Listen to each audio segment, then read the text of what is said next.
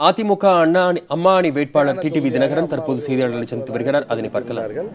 2 ஆண்டுகளில் பல்வேறு திட்டங்கள் இங்கே நிறைவேற்றப்பட்டது உங்களுக்கு தெரியும். தொடர்ந்து அம்மாவின் அரசாங்கத்திலே நமது ஆர்கே நகர் தொகுதி அம்மாவின் தொகுதி என்பதால் அனைத்து அமைச்சர்களும் நீங்கள் நினைப்பது போல் அவர்கள் தேர்தல் பிரச்சாரத்திற்காக வரவில்லை.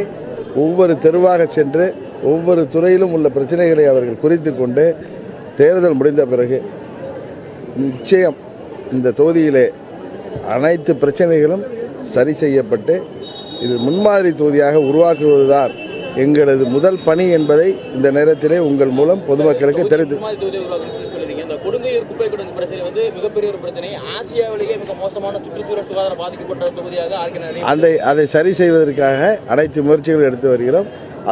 அந்த பகுதியை அந்த கொடுங்கையூர் குப்பை கூடத்தை நிச்சயம் அதை சுத்தப்படுத்தி அந்த பகுதியை பூங்காவாக மாற்றுவதற்காக நாங்கள் திட்டங்கள் தீட்டி வருகிறோம். இன்று எங்களது பொதுமக்களுக்கான தேர்தல் வேண்டுகோளிலே அதை நான் தெரிவிப்பேன். அவர் அதிமுக எங்க இயக்கத்தை சேர்ந்தவர், குடும்ப பிரச்சனையால் அவர் தற்கொலை செய்து கொண்டதாக எங்களது மாவட்ட செயலாளர் கூறினார். அதை போய் நம்ம அங்கே தேர்தல் பொறுப்பாளராக இருக்கிற தங்கத்தமிழ்ச்சி உட்பட அனைவரும் பார்த்தார்கள். ஒரு சில பத்திரிகைகள் வேண்டுமென்றே விசுவமத்தனமாக அதை பெரிதுபடுத்துகின்றன. தினமும் புழுகின்ற தினமலர் பத்திரிகை இந்த பொய்யும் சொல்லியிருக்கிறது. இதை நீங்கள் போய் அங்கே போய் விசாரிங்க. நீங்கள் போய் அங்கே வீட்டில் விசாரிங்க. அவர் எந்த அணியை சேர்ந்தவர், யார் கூட இருக்காரு என்னங்கிறது அவருக்காக நாங்கள் வருத்தம் தெரிவித்து நேற்று தங்கத்தமிழ்ச்சர் அங்கே சென்று வந்தார். அந்த ஏரியாவில் அவர் தேர்தல் பொறுப்பாளர் இருக்கிறது.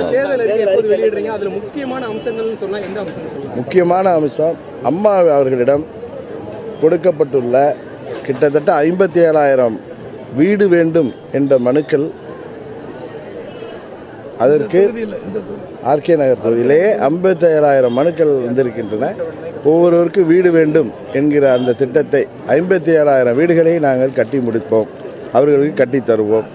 அதுபோல நீங்கள் கேட்டது போல கொடுங்கையூர் குப்பை கூடத்தை அதை எப்படியெல்லாம் அதை சுத்தப்படுத்தி அந்த பகுதியை நாங்கள் சிறப்பாக பராமரிக்கிறதற்கு அனைத்து உதவிகளையும் செய்வோம்.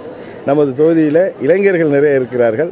அவர்களுக்கு அம்மா அவர்கள் செய்தது போல தொடர்ந்து வேலைவாய்ப்பு முகாம்கள் நடத்தி அவர்களுக்கு பல்வேறு தனியார் மற்றும் பல்வேறு துறைகளிலே அவர்களுக்கு வேலைவாய்ப்பை பெறுவதற்கான அனைத்து முயற்சிகளையும் சட்டமன்ற உறுப்பினர் என்ற முறையிலே நானே முன்னின்று நடப்பேன்.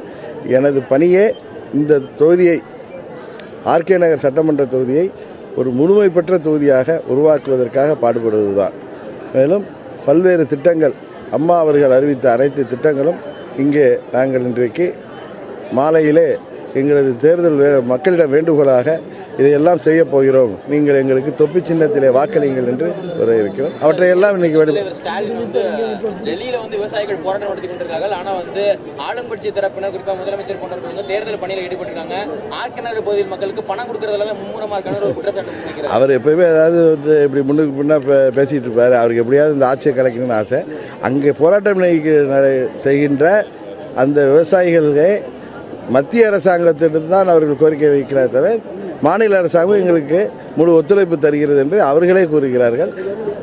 தேர்தல் தோல்வி பயத்தால் மு.க. ஸ்டாலின் அவர்கள் இதை போன்றெல்லாம் இந்த நேரத்தில் பேசுவார்கள். ஏப்ரல் 15க்கு அப்புறம் அவர் நார்மல் ஆயிடுவார், ஒன்றும் பிரச்சனை இல்லை.